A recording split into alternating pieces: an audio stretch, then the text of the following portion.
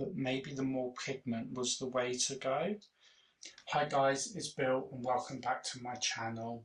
Today we are making resin coasters. I've been seeing this brand called Mouldd all over my socials and I wanted to give it a try. So I bought the kit online. I do have a little confession. I was actually going to make a plant pot using this, but I realised I was a little bit out of my depth with that, so I thought we'd actually use the resin coasters to start off with, because I've never used resin before. So let's get it all unboxed and let's get started. Right then, so this is the kit that I brought. This is the resin coaster kit, and this comes with everything that you need in there. So you get some gold leaf and some nice mica powders. You get the gloves. You get a stirring spatula. You get the resin itself. You get part A and a part B. Instruction manual. The star of the show. Well, I suppose the resin is the star. 4 coasters. A big pot to mix it in. You get some little ones to mix it up, to mix your mica powders with, like little stirry sticks. That is technically everything I believe that you need to get started. And along with the kit, I also got black and white pigment paste. Apart from the kit, all of this was on Amazon. I bought some liquid pigment, and then I also ended up buying some more more mica powder, sorry.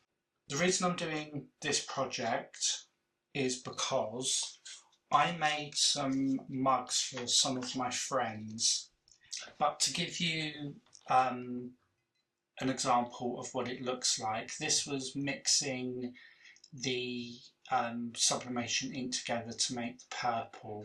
With the sublimation ink, we will cover that in another video. On Cricut Design Space, I also cut out these, and all of the names are now on the coasters, so I think it's time to mix the resin and get these all prepared with the mica powders. I have heated my part A of resin in a bowl of hot water for 5 minutes, like it says to do. I've got the window wide open so the room is ventilated. I'm going to mark this with a Sharpie because that's very difficult to see. So that's just so I can see where I'm pouring to. So this is my 200 of part A going in. So then 200 of your part B as well. Now, one thing that I do feel like I should have done is maybe I should have done my coasters first, but it's fine.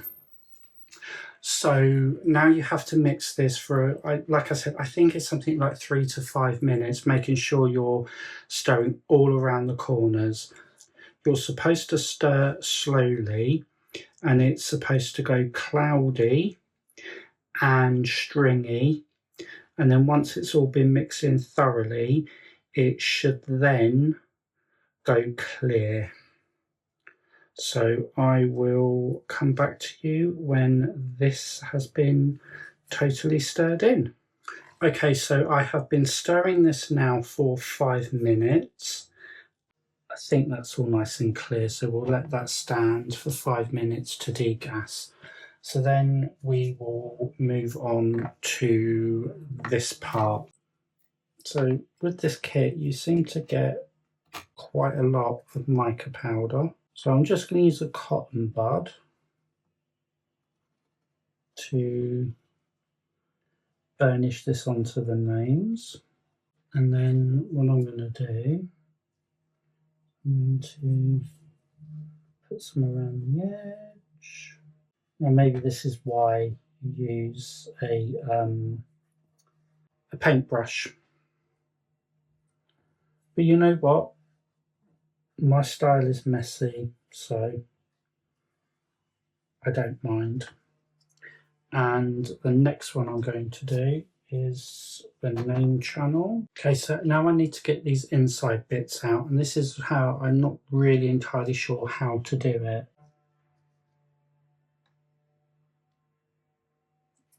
That's the second piece off. Because obviously I don't want to, I've probably already said this, I don't want to damage the coaster. Green for the outside part, maybe green and purple. Although green on green is quite difficult to see where it's going actually, but never mind. Fantastic, that's that one done. Okay, so that is all of the coasters created. Now, they're very messy, and I'm going to be honest with you, I actually don't mind that they're messy. Okay, so now we're going to come to the pigments.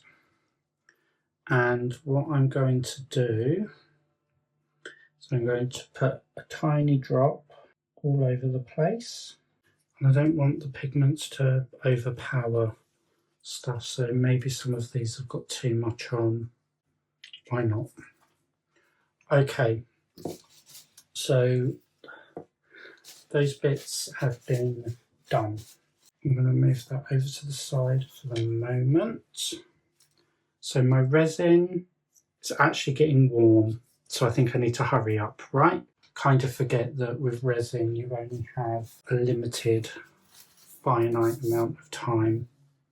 So we'll pour this into different containers. What I want to do is I'm going to take some of the white and I'm going to drop it in, only a couple of drops, because I don't know how much this is going to colour the resin, and I don't want it to colour it too much, but I want it to have a little bit of colour, and just 2 tiny drops has really seemed to colour that quite a lot. But yeah, I can already feel that this is getting warm, so I feel like I definitely need to hurry up. And I still want them to be slightly translucent. Okay, so let's do our first pour.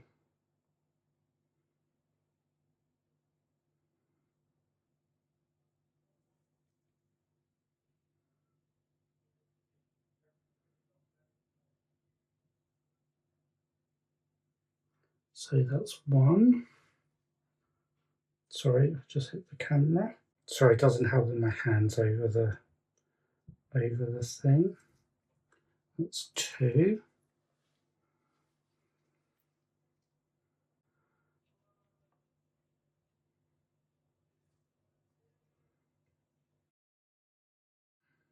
I believe resin will do whatever resin wants to do, so we just have to wait and see what they look like when they demold. I do have obviously more to do. I feel like I've got quite a lot left, so next time I will mix up just a little less. This may just bond to this, I don't know, but we'll just see anyway. So let's pour that in there. Okay, so I obviously now need to have a big tidy up, and I will see you after demold. Hi, so it's the next day and they have all fully set, or cured, I guess is what you say with resin. This one has chemically bonded to the little tub, which I kind of thought it would, but that's fine.